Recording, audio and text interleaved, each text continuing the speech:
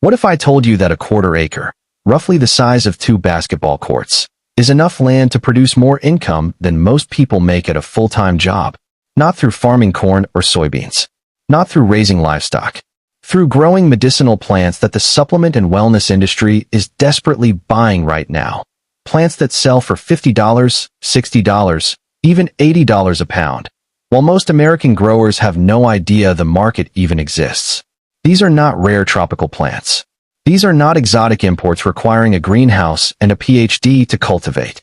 These are plants that want to grow in your soil, in your climate, asking almost nothing from you except a little attention, and rewarding you with some of the highest per pound prices in specialty agriculture. Today I'm walking you through 10 of them. Each one is backed by massive and growing market demand. Each one can thrive on a small plot, and each one has a buyer waiting for it right now. Stay with me, because plant number 6 is being quietly bought by the fastest growing sector of the supplement industry, and almost nobody is growing it domestically. And plant number 9 takes 3 to 4 years to mature, but when it does, it commands prices that will make you question every other crop decision you've ever made. If you haven't subscribed yet, hit that button now. Let's get into it. Here are 10 medicinal plants you can grow on a quarter acre and sell for $50 or more per pound, ranked from highly profitable to absolutely extraordinary. Plant 1, Golden Seal, the most over-harvested herb in America, and why that crisis is your opportunity. Let's open with the most urgent supply story in the domestic herb market, because when supply collapses and demand keeps rising, the grower who steps in to fill that gap wins. Golden Seal, Hydrastis canadensis, sells for $50 to $80 per pound for quality dried root. It is one of the top-selling herbal supplements in the United States, and it is being sourced almost entirely from wild Appalachian forests that are being stripped faster than the plant can regenerate. The U.S. Fish and Wildlife Service monitors it as a species of conservation concern. CITES regulates its international trade. Conservation organizations have been sounding the alarm for decades. And yet supplement demand keeps rising year after year, because Golden Seal is the natural antibiotic alternative that herbalists, naturopathic physicians, and health-conscious consumers reach for every time they want to avoid pharmaceutical antibiotics. The reason demand doesn't slow is berberine, the active compound in Golden Seal root, and one of the most studied plant compounds in modern botanical research. Berberine has demonstrated antimicrobial activity against a wide range of bacteria and fungi, immune-modulating effects, genuine anti-inflammatory properties, and blood sugar regulation, meaning Golden Seal sells into immune, antimicrobial, and metabolic health markets simultaneously. Here is where the opportunity becomes extraordinary. Cultivated Golden Seal, grown in rich, moist, shaded soil with careful harvesting practices, commands premium prices wild harvested material cannot match. Quality-conscious supplement manufacturers need traceable, sustainably sourced, certifiably cultivated supply. Wild harvested material carries conservation liability. Cultivated material carries a premium price and a story buyers want to tell. Yes, it takes 3 to 5 years to mature. But the growers who commit step into a market where domestic competition is nearly non-existent. Buyers are desperate for exactly what they're growing, and the price per pound sits at the top of the specialty herb market. Planted in rich, well-drained woodland soil under consistent shade canopy. Mulch deeply, maintain moisture, and let patience turn into premium income. Golden Seal is the herb that proves the biggest opportunity is sometimes the one hiding inside a crisis nobody else has the patience to solve. Plant 2, Black Cohosh. The women's hormone herb the forests can no longer sustain. The women's natural hormone health market is one of the fastest growing supplement categories in the world. Tens of millions of women move through perimenopause and menopause every decade, actively seeking natural alternatives to synthetic hormone replacement therapy. That demographic wave is accelerating. And sitting at the center of it is a plant being harvested from American forests at a rate conservation biologists describe as unsustainable. Black Cohosh, Actaea racemosa, sells for $30 to $60 per pound dried root. The Iroquois, Cherokee, and Algonquin peoples used it for centuries for women's reproductive health, pain relief, and hormonal regulation. European settlers learned from those same nations, and it has remained a cornerstone women's herb in Western botanical medicine ever since. Modern clinical research has validated its traditional use convincingly enough that the German Commission A, the world's most rigorous regulatory body for herbal medicine, formally approved it for menopausal symptoms. Multiple randomized controlled trials confirm it reduces hot flash frequency and severity, improves sleep disruption, and supports mood stability during hormonal transition. Like golden seal, it is primarily wild harvested and increasingly at risk. Cultivated material grown in rich, moist, partially shaded soil is exactly what supplement manufacturers need and cannot reliably find. The buyer market, women's health supplement companies, draws on the most loyal, repeat purchase consumers in all of natural products. Women who find something that genuinely works by it month after month, year after year. That loyalty flows directly back to demand for your raw material. Black Cohosh proves the most loyal buyers in the supplement industry are waiting right now for growers with the patience and land to grow what the forests can no longer sustain at scale. And the window to establish yourself as that grower is still open, but it won't stay open forever. Plant 3, Astragalus. 2,000 years of Chinese medical authority. Now the Western market can't get enough.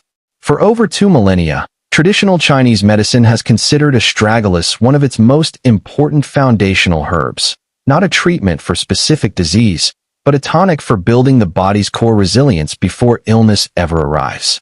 It appears in the Xinnong Benqiao Jing, the foundational text of Chinese herbal medicine compiled around 200 AD, as a superior class herb reserved for botanicals that nourish life itself. The Western supplement market largely ignored that record. Then immune health became the #1 consumer supplement priority, and astragalus demand exploded. The dried root now sells for $15 to $35 per pound, with standardized extract commanding significantly more. What makes astragalus unusual even on this list? It has 3 separate validated market angles from one crop. Astragalus polysaccharides demonstrate immune-modulating effects in clinical studies. Astragalosides show telomere protective properties that built an entire anti-aging supplement subcategory. And its adaptogenic effects create a third buyer category, stress and resilience supplements. Free markets. 1 root. The growing profile is outstanding. Astragalus is a legume. It fixes atmospheric nitrogen into your soil, improving your land while you grow it. It tolerates drought and poor soil. It is hardy across wide climate ranges. Harvest after 2 to 4 years and sell to supplement manufacturers, TCM distributors, functional food companies, and immune wellness brands. Astragalus is the herb that crossed 2,000 years of Chinese medical tradition into the American supplement aisle and brought extraordinary margin potential with it. It is the rare crop that improves your land, diversifies your buyer base, and positions you in 3 growing markets simultaneously. That combination is nearly impossible to find in specialty agriculture. Plant 4, Motherwort. The most undersupplied herb almost nobody is growing. Buyers have money and no seller. I want to stop on this one and be direct, because what I'm about to describe is one of the most immediate, actionable market opportunities on this entire list. Motherwort, Leonurus cardiaca, sells for $20 to $45 per pound dried aerial parts. It sits at the intersection of women's hormonal health and cardiovascular wellness. Buyer demand is real, documented, and growing. And domestic supply is so genuinely thin that herbal buyers, the people who write purchase orders for supplement companies, regularly report they cannot find quality American-grown motherwort at any price. They are importing instead. That is a buyer with money in hand, actively looking and coming up empty. Nicholas Culpeper, the 17th century herbalist whose work shaped Western botanical medicine for generations, wrote that motherwort makes women joyful mothers and calms the troubled heart. Hildegard of Bingen documented its effects on heart rhythm and uterine tension with careful clinical precision in the 12th century. These are the recorded findings of serious practitioners observing real effects across centuries of consistent use. Modern research has validated the cardiovascular mechanism specifically. Alkaloids in motherwort, leonurin and stachydrain, show measurable effects on heart rate regulation and mild blood pressure support. The European Medicines Agency formally recognizes it for nervous heart complaints and anxiety tied to hormonal tension, regulatory acknowledgement that drives European supplement demand, and import pressure that domestic growers could be satisfying instead. The growing profile is extraordinarily favorable. Motherwort is Lamiaceae, the mint family, vigorous, spreading, and virtually self-maintaining once established. Harvest the aerial parts at full bloom, dry quickly, and sell into a buyer pool that is loyal, consistent, and chronically undersupplied. Motherwort is the crop hiding behind a name most growers don't recognize, and delivering one of the most urgent, repeat buyer markets in specialty herb commerce. If you are looking for the single fastest path from seed to a buyer who already has a purchase order waiting, this is it. Plant 5, Feverfew, the migraine herb with the most loyal buyers in natural health. Tens of millions of Americans suffer from migraines. They are not casual wellness consumers. They are people who have experienced debilitating, life-altering pain, who have tried pharmaceutical options, dealt with side effects, sought natural alternatives, done serious research, and found what reduces their episodes. When they find what works, they purchase it consistently, month after month, for years. They are among the most dependable repeat purchase consumers in the supplement industry. And what multiple clinical trials have confirmed works for reducing migraine frequency is Feverfew.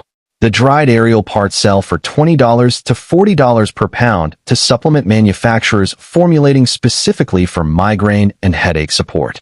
Feverfew, Tanacetum parthenium, has been documented as a headache remedy since ancient Greece. Dioscorides prescribed it in the 1st century AD. Medieval European herbalists relied on it for megrim for centuries.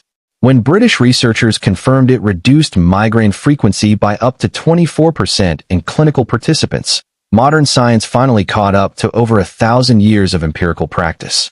The active compound buyers test for is parthenolide, highest when harvested at peak bloom.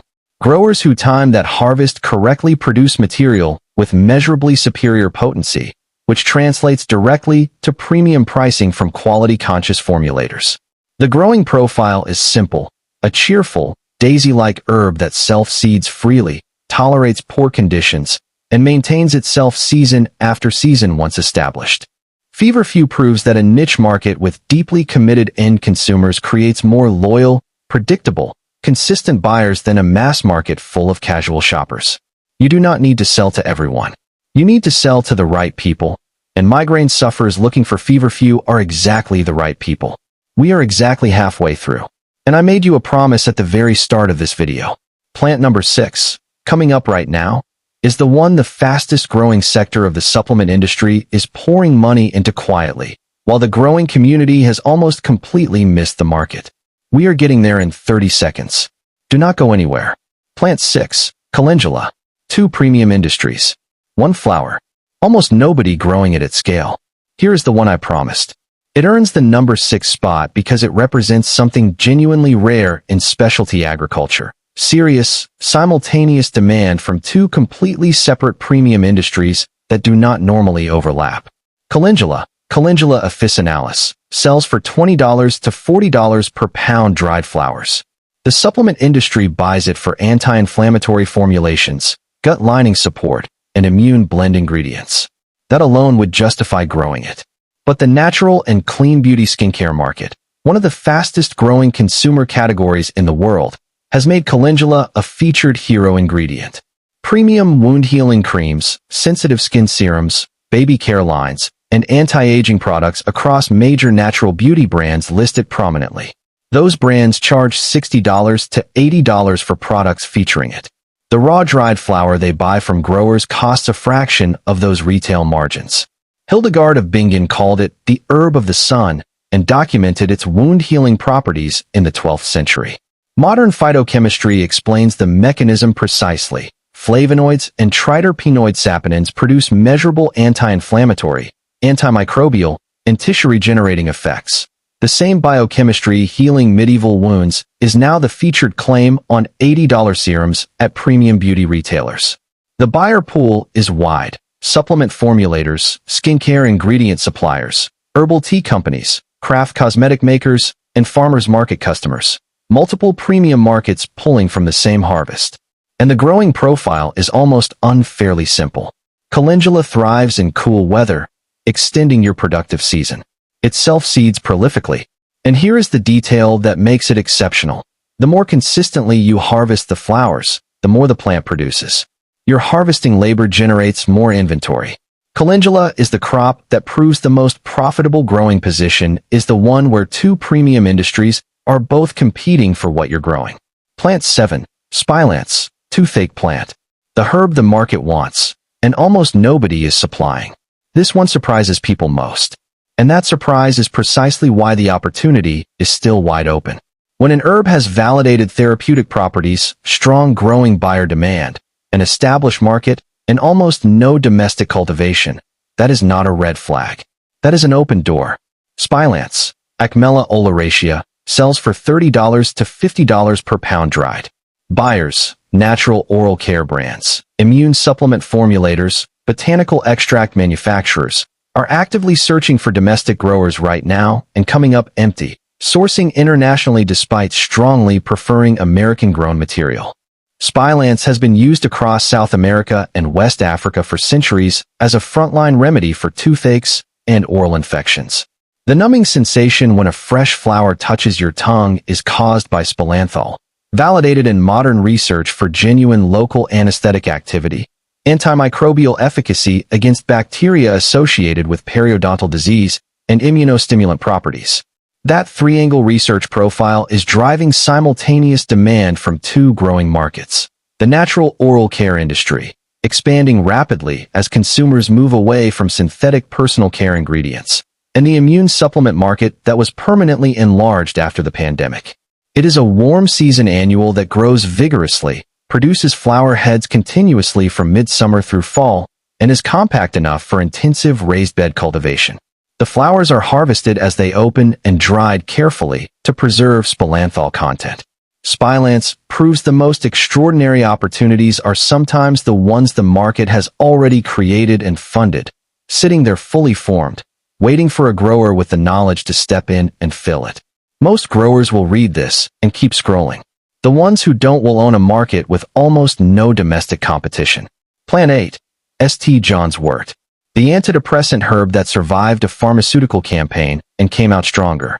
This plant has one of the most remarkable market resilience stories in herbal medicine, and it ends with a lesson every specialty grower needs to understand about the difference between a trend and a foundation.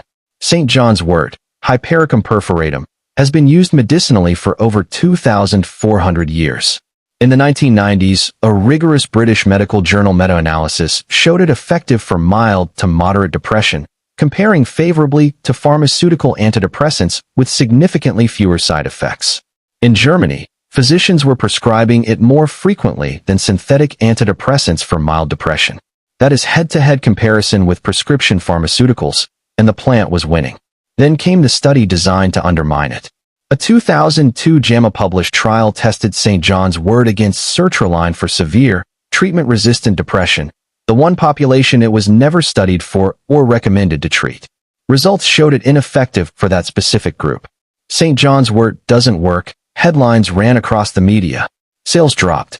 And then practitioners and researchers looked carefully at that study design, recognized the fundamental flaw.